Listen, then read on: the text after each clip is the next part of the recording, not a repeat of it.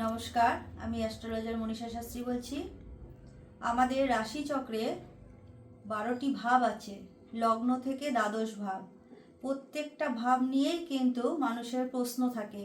লগ্ন থেকে দ্বাদশ ভাবে, লগ্ন থেকে যেমন শরীরের বিচার হয়, তেমনি কিন্তু দ্বিতীয় ভাব অর্থভাব, তৃতীয় ভাই বোন, চতুর্থ থেকে কিন্তু মাতৃসুখ, তারপরে যানবাহন, গৃহ, এরকম পঞ্চম ভাব থেকে কিন্তু সন্তান, ষষ্ঠ ভাব থেকে শত্রু। তা প্রত্যেকটা ভাবেরই কিন্তু আলাদা আলাদা বিচার থাকে আমাদের রাশিচক্রে। এবার বর্তমান সময়ে কার কী রকম যাবে সেটা কিন্তু যার যার নিজস্ব date of birth, time of বার্থের উপর দাঁড়িয়ে যে রাশি বেরোবে, যে লগ্ন বেরোবে, তার উপর বেস করে কিন্তু বিচার করতে হয়। ধরুন যে পৃথিবীতে জন্মেছে, হয়তো সে জানে না তার সঠিক date of birth, time of birth, অনেকেই হয়তো জানেন না, কিন্তু সে তো একটা রাশি নিয়ে এসেছে, তার তো একটা লগ্ন আছে। সেই হিসাবে কিন্তু তাকে ভালো থাকতে হবে বা খারাপ থাকতে হবে, যেভাবেই থাকতে হোক না কেন, সে একটা দশায় জন্মেছে। বর্তমান সময়ে তার কিসের দশা চলছে, কিসের অন্তর্দশা চলছে আর কিসের প্রত্যন্তর দশা চলছে, এটা কিন্তু জানা খুবই দরকার। কারণ বর্তমান সময় কেমন থাকবো, কত টাকা ইনকাম করতে পারবো, কোন লাইনে আমি ইনকাম করব, বিজনেস করব না প্রফেশনে থাকবো না চাকরি করব, যাই করি না কেন বর্তমান সময়টা কিন্তু জানার খুবই দরকার। কারণ বর্তমান সময় যদি আমরা জানতে না পারি তাহলে কিন্তু আমরা কোনো দিকেই এগোতে পারবো না। তা বর্তমান সময়, জন্মকালীন সময় যেখানে যে গ্রহরা ছিল যার যার রাশিচক্রে, কিন্তু বর্তমান সময় তো গোচর চেঞ্জ হয়েছে।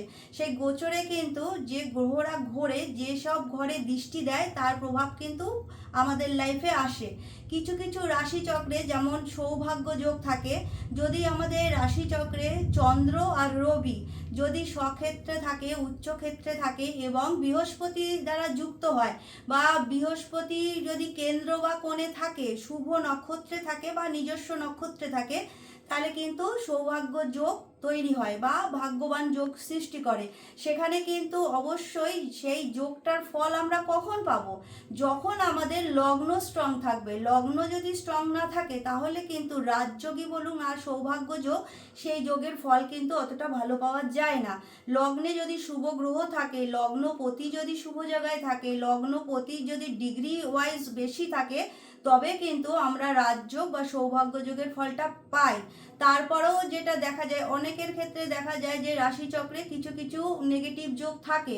যেমন কারোর থাকতে পারে কালসর্প দোষ, কারোর মাঙ্গলিক দোষ, গুরুচণ্ডালী দোষ, তারপরেও অঙ্গারক যোগ, বীজ যোগ, এগুলো অনেকের রাশিচক্রে থাকে, কিন্তু হয়তো তারা জানতে পারছে না তাদের রাশিচক্রে এইসব যোগ আছে। সময়টা তাদের কিছুতেই ভালো যাচ্ছে না, বা যে অর্থ তারা ইনকাম করতে চাইছে সেইভাবে তারা অর্থ ইনকাম করতে পারছে না। বৃহস্পতি এমন একটা বড় প্ল্যানেট, সে যদি রাশিচক্রে কেন্দ্র থাকে, কোণে থাকে, শুভ নক্ষত্রে থাকে, তাহলে কিন্তু রাশিচক্রের অনেক নেগেটিভ যোগের কিন্তু সেই জায়গাটা নষ্ট হয়ে যায়। তা সেখানে কিন্তু তারা সুফল পায়। কিন্তু গোচরে বর্তমান সময় যারা, যে গ্রহরা যেসব ঘরে বসে আছে, সেখান থেকে তো তাদের দৃষ্টি আছে। এবার কার লগ্ন, কার রাশিতে কিভাবে দৃষ্টি দেবে, সেইটা কিন্তু যাদের নিজস্ব রাশিচক্র, সেভাবে কিন্তু বিচার করতে হবে বর্তমান সময়টা তাদের কেমন যাবে। অনেক সময় দেখা যায় যে অর্থ নিয়ে অনেকেরই প্রশ্ন থাকে, অর্থ ইনকাম হচ্ছে না।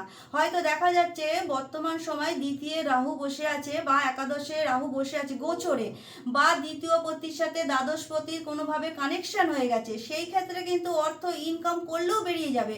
তা আলটিমেট কিন্তু রাশিচক্রটাকে কিন্তু সঠিকভাবে বিচার করা দরকার, কার রাশিচক্রে কোনো শুভযোগ আছে কিনা, বর্তমান সময় দশাটা কিসের চলছে, সেই হিসাবে অনেকেই অনেক টোটকা করে, কিন্তু টোটকা অবশ্যই বেশি কাজ করে যদি আপনাদের দশা, অন্তর্দশা বা কোন গ্রহ কোথায় দৃষ্টি দিয়েছে সেই হিসাবে জেনে যদি করতে পারেন, অবশ্যই কিন্তু সেখানে সুফল পাওয়া যায়।